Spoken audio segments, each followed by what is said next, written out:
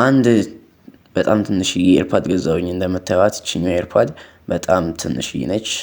አጠገብ ሳስቀምጣቸው እንደምታዩት በጣም ትንሽ ነች።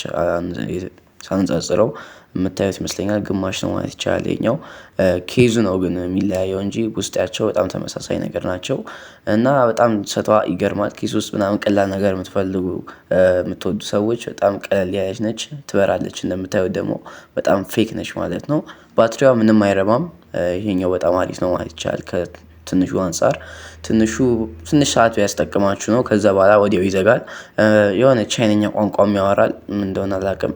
እና ብዙ ሰዎች እቺን ነገር ሲጠቀሙ አላያቸውም። እና ለመግዛት ደግሞ ኤርፓድ እያሰባችሁ ከነበረ ይችኛዋን ነገር በጭራሽ ለመግዛት እንዳታስቡ አልመክራችሁም። ምክንያቱም ብዙም ደስ አትልም። እንደውም ከመጀመሪያው ጀነሬሽን ጋር ተመሳሰላለች መሰለኝ።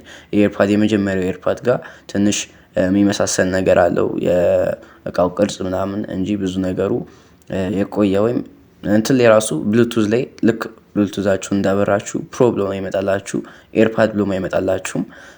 እና ብዙ ነገሩ የሚያስጠላ ነገር ነው። ኮኔክት ለማድረግ ራሱ ኬዙን ብቻ ስከፍቱት ኮኔክት አይሆንላችሁም። ይሄኛውን ኬዙን ስከፍተው ኮኔክት ይሆንልኛል በብሉቱዝ። ያኛው ግን ግዴታ ኤርፓዱን ከኬዝ ውስጥ ማውጣት አለብኝ ማለት ነው። እና ኤርፓድ ለመግዛት እያሰባችሁ ከነበረ የ1500 ብሩን ተለቅ የሚለውን ግዙ። ምክንያቱም ያችኛዋ ምንም ጥቅም የላትም ማለት ይቻላል። እና ትንሽ ኤርፓድ ይሄን ይመስላል። ሁለቱም ደግሞ ላይትኒንግ ኬብል ነው የሚጠቀሙት። ያኛውም ተመሳሳይ ቻርጀር ነው የሚጠቀሙት። እና ደግሞ ኤርፓድ ፕሮን አንቦክስ እያደረኩ የሰራሁትን ቪዲዮ ካላያችሁት ላይ ላችሁ ቼክ ማድረጋችሁ እንዳትረሱ። ፒስ